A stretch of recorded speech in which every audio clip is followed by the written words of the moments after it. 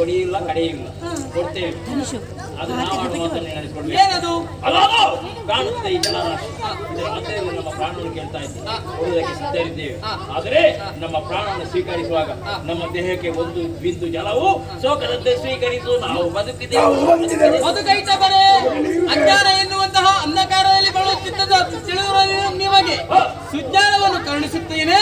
ಇದೋ ಇದೋ ನೋಡಿ.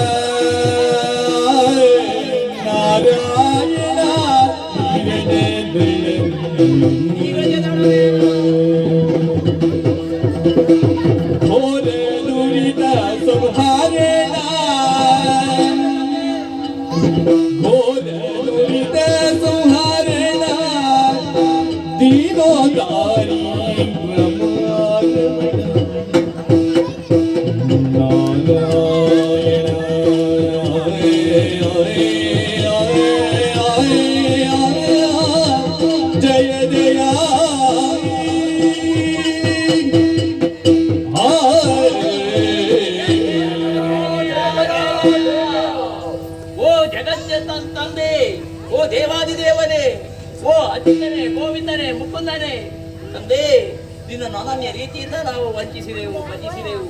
ಒಂದೊಮ್ಮೆಗೆ ನಿನ್ನ ದೀರ್ಘವಾದಂತಹ ಈ ದೇಹವನ್ನು ಕಂಡಾಗ ನಮ್ಮ ದೇಹವು ಪಾವನವಾಯಿತು.